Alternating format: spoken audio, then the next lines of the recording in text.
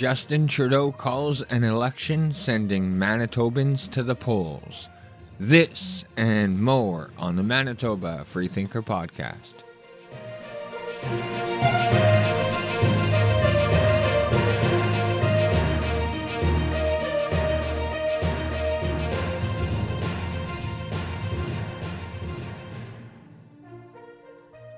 Welcome back to another show, ladies and gentlemen. I hope you're having a wonderful day as always. Quick question. Are you guys ready for a general election? Like this, coming out of the global pandemic or possibly heading into a fourth wave of the pandemic, does that play into your thought process at all, or your opinions on having a general election? I could tell you personally that COVID doesn't really play into my thought process on the elections, but I do find it hypocritical that the Liberals, Justin Trudeau, is calling one when he's so adamant on the restrictions and the lockdowns, and now in another month he's going to call a general election. It makes no sense. But either way, Manitoba, I want to hear from you guys. What are your opinions on having an election? Let me know in the comments below.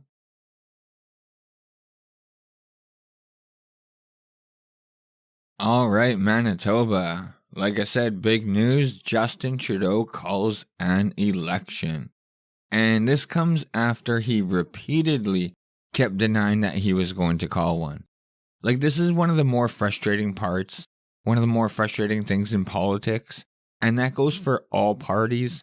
They lie, and they just lie so often. Just bold-faced lies.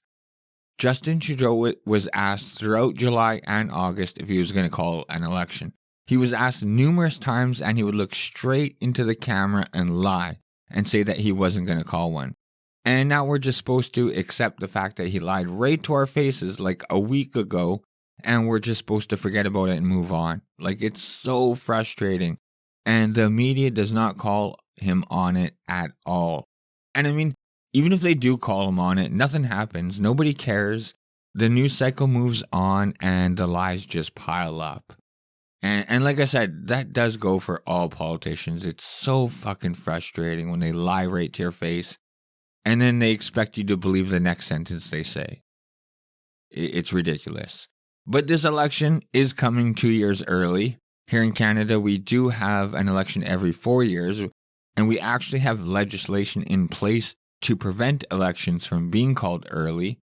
There was a bill passed that was put forward by then Prime Minister Stephen Harper back in 2009, like I said, to prevent elections from being called early.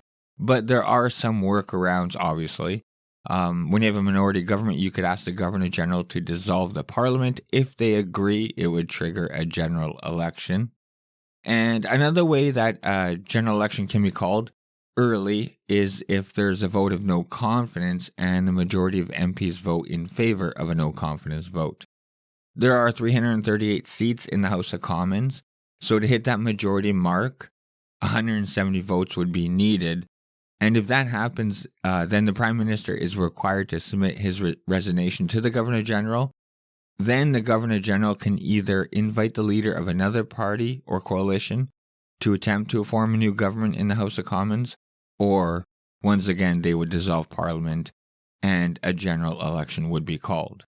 And this did happen a couple years back.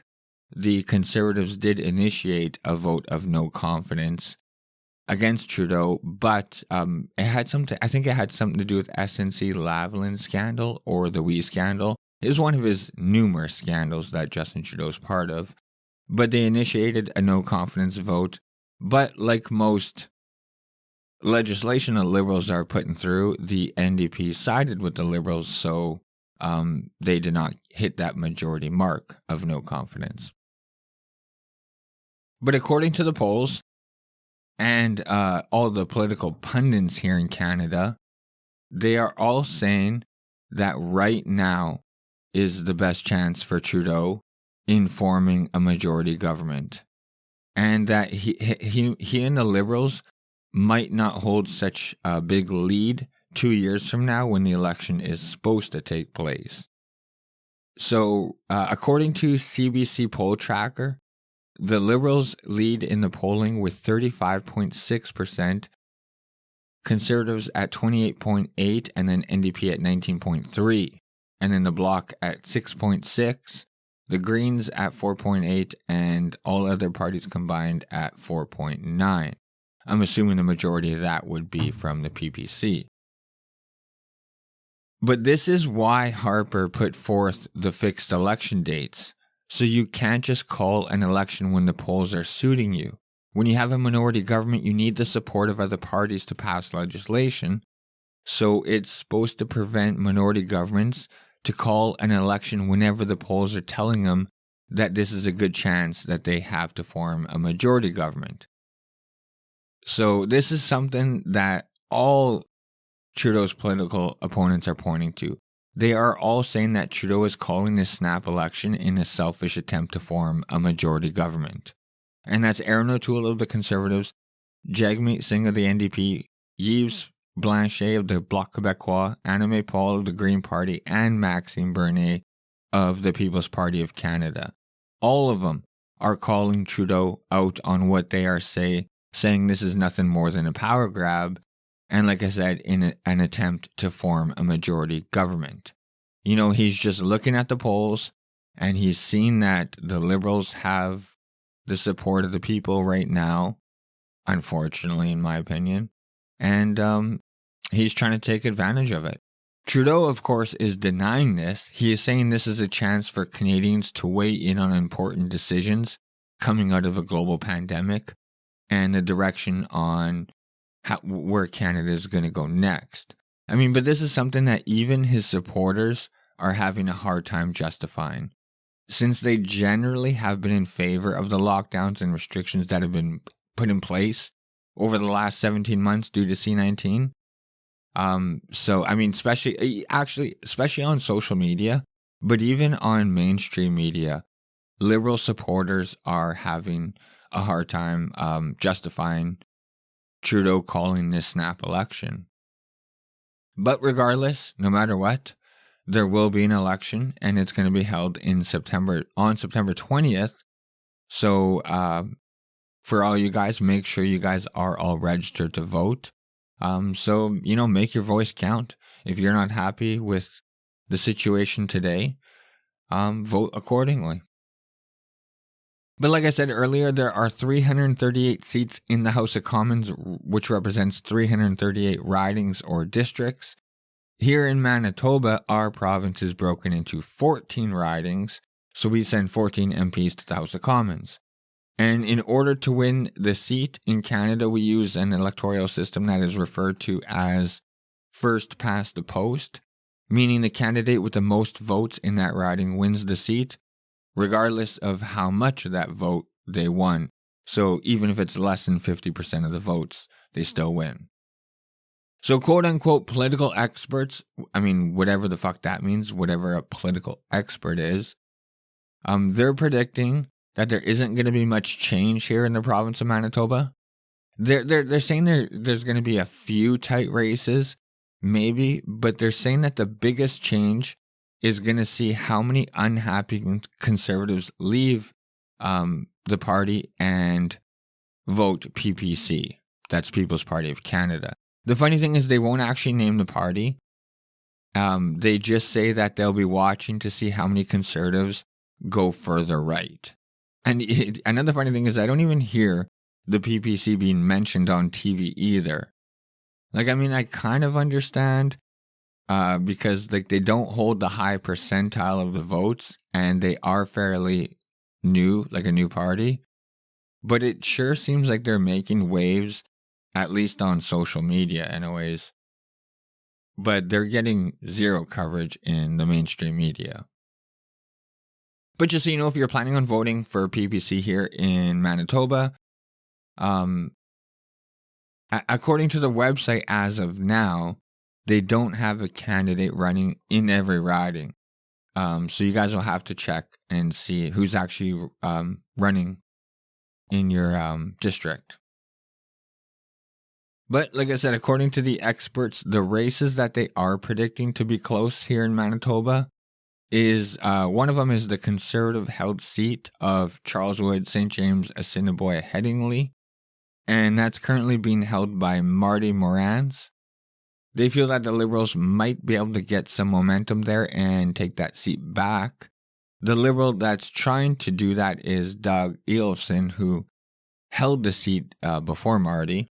And the other race that they claim might be a tight one is Winnipeg South, which is currently being held by Liberal MP Terry Dugald.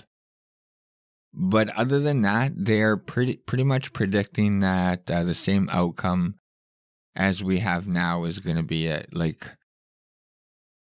they're saying that there's going to be really no changes. But I mean, to me, it seems a little early to be predicting outcomes already. But I guess, like, when you can be consistently wrong and never held accountable, and there's no downside to saying whatever you feel like at the time, under the guise of being an expert, I mean, you may as well say whatever the hell you want. It's just a shot in the dark. But right now, like I said, we have 14 seats in Manitoba. Right now, currently the Conservatives hold 7, the Liberals hold 4, and the NDP hold 3 of those seats. So, I'll give you a breakdown of currently the MP, like the incumbents, the MPs that have won those seats. The 3 MPs, the 3 NDP seats are Churchill, Kiiwetinoong, Aski, and that's held by Nikki Ashton. Elmwood Transcona, that's held by Daniel Blakey, and Winnipeg Centre is held by Leah Gazin. And the 4 seats that are held by the Liberals are Jim Carr is the MP. He holds Winnipeg South Centre. Terry Dugald, Winnipeg South. Kevin Lamoureux, Winnipeg North. And Dan Vandel holds the seat St. Boniface, St. Vital. And the 7 Conservative seats are Brandon Souris, held by Larry Maguire. Charleswood, St. James, Assiniboia, Headingley, held by Marty Morans. Dauphin Swan River, Neepawa, held by Dan Mazier. Kildonan, St. Paul, held by Raquel Dancho. Portage Liscar, held by Candice Bergen. Provinciere, held by Ted Falk. And Selkirk Interlake Eastman, held by James Bazan. So that's currently the breakdown of the 14 ridings here in Manitoba. I'm interested to see, if maybe the PPC can take a couple of those Conservative seats away. But either way, I'm assuming that, by the looks of it, by the sounds of it, Justin Trudeau is going to win again. My hope is he just still wins another minority government. He doesn't get that majority. And but either way, I guess we're going to find out. So big changes could be underway in Manitoba in the next year to 2 years.